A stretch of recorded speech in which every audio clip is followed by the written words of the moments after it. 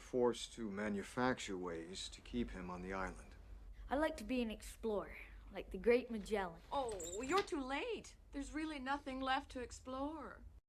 I must say that Admiral Byrd, our guest tonight, is not only our greatest living explorer, but he's been an inspiration to countless Americans. Admiral Byrd, you've been to both the North Pole and the South Pole. Is there any unexplored land left on this earth that might appeal to adventurous young Americans? Yes, there is. And not up around the North Pole, because it's getting crowded up there now, because they find out it's really usable, not only to live in, but militarily. But strangely enough, there's left in the world today an area as big as the United States that's never been seen by a human being. And that's beyond the pole on the other side of the South Pole from Middle America.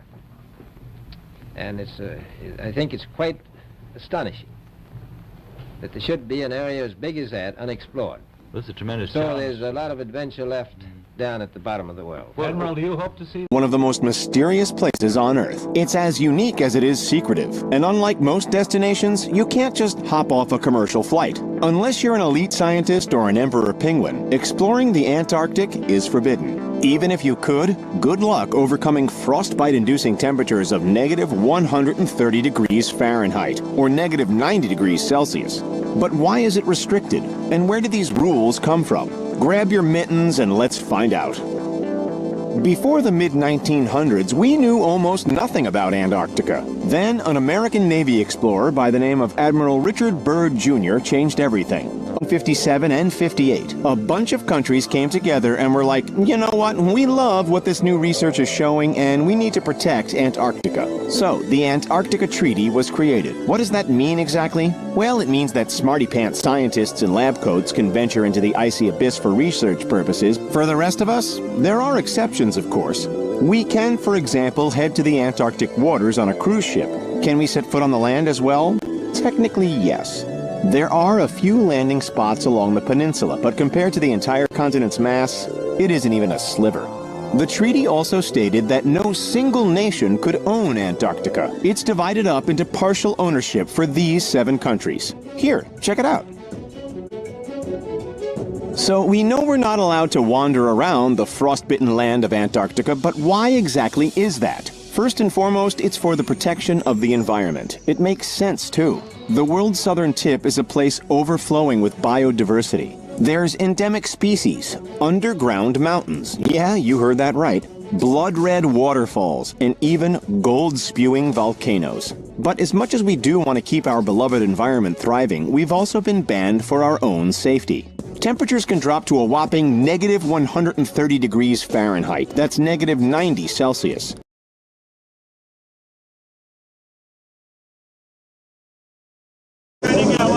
The turret's turning at us! Boy, we should hide Adrian in case they think we're trying to kill them. Oh, fuck! Hide! I'm just telling our Richard! Oh, hang on, whoa.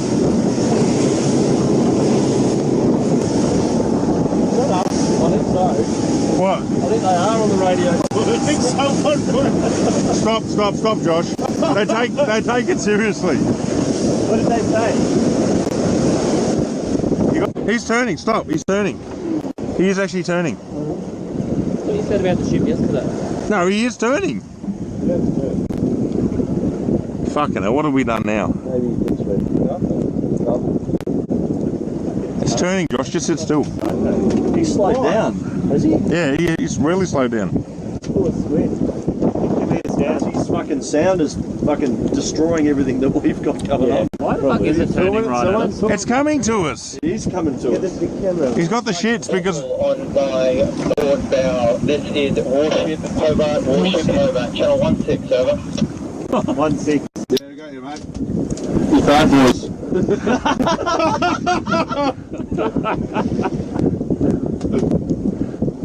Yeah, come back. You gotta get channel 16. I am.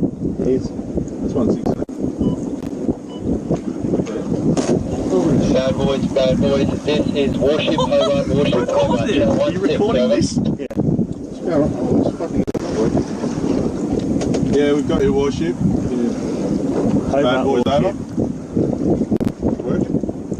Work. Warship. Bad boys, this is Warship Hobart.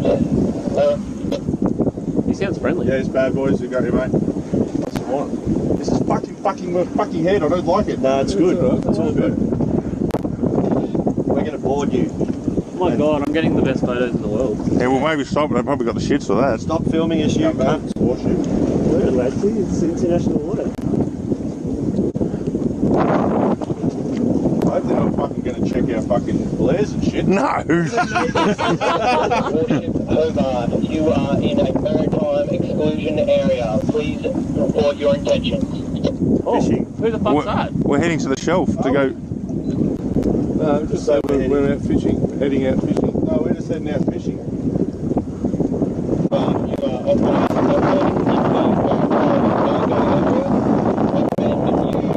in the area immediately. Alright. I don't know what he's on about. We're going that way. We're just traversing. Is there a helicopter coming at us now? Are we late? I don't know. What Just travel, just go. Just go. He sent out the chopper. That's a drone. Is it? That's unreal. Oh my god, look at them all. They're all Okay, so I'm just asking all of you to look at this critically. Look at these images from NASA. Look at the US of A 2002 to 2012. I'm just asking you to look at this critically. I know at one time I thought these were real images as well. It's hard to get over, I know, but please don't be comforted by a lie. This right here, in my opinion, do your own research, but this is our cage that we're kept in. There is a ton more land, but this is our cage where we are kept, and people will defend it, that this is all that there is. There is a lot more than this. Look at these images. This is not true.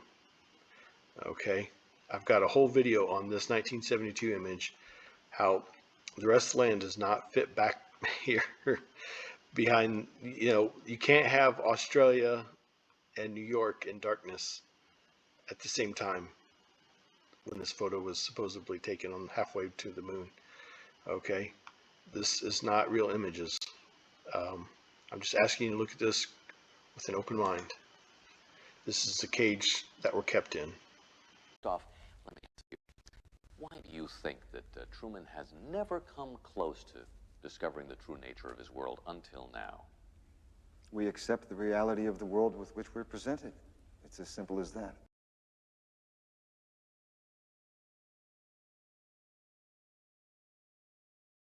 So I went to timeanddate.com at their day and night world map and tried to get the same location there and set it to December, just like when the photo was taken, and just see how much daylight is on the Earth and what continents are supposed to be lit up.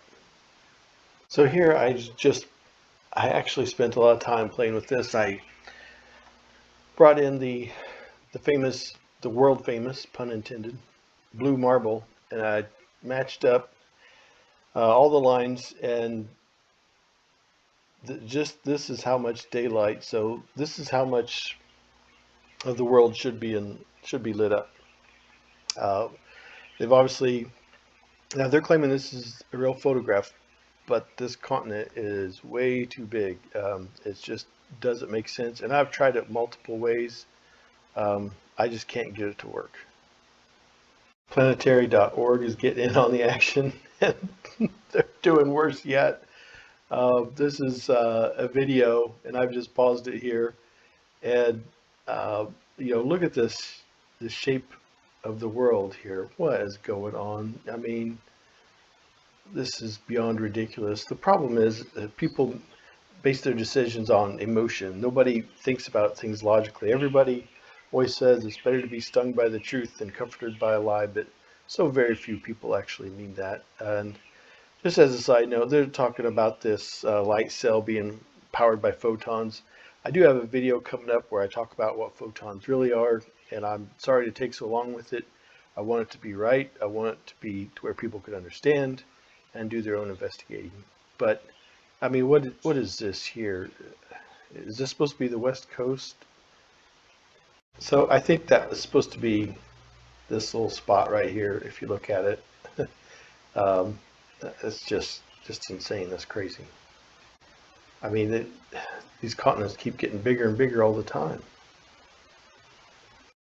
Blue Marble 2.0. NASA's Rob Simon made this. And it had wide appeal too. For example, it ended up as the default background on the iPhone. I didn't even know until I bought an iPhone and turned it on and kind of did a little happy dance. Simon's job is... It's primarily taking data and making pictures out of it. That's what this is. A composite of data sets from several different instruments translated into a picture.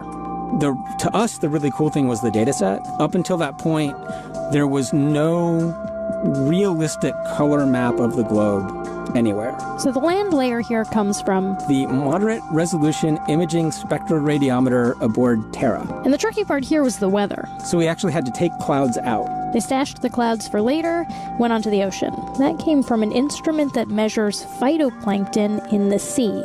Where it was low, I colored it dark blue because they're low mostly in mid-oceans. And then where it's a little bit higher, it was like a little bit brighter green. Then add the clouds back in. There's a small problem with it because there's a very slight gap in between each orbit. So some of those are painted on. It is photoshopped, but it has to be. Then there was another layer to sort of simulate the atmosphere. And then there's this little bright spot. It's called the specular highlight. So it's the reflection of sunlight off of water. Those are the pieces, but you can't just slap them all together. It just didn't look realistic. It looks kind of flat, or the clouds are sort of too see-through. So I just hit Command-Z a lot. There's artistry to creating the world. What I imagine it to be. Unfortunately, I'm not an astronaut. I've never been to space, but I've looked at these images over and over again, trying to sort of get the essence of it. It is photoshopped, but it has to be.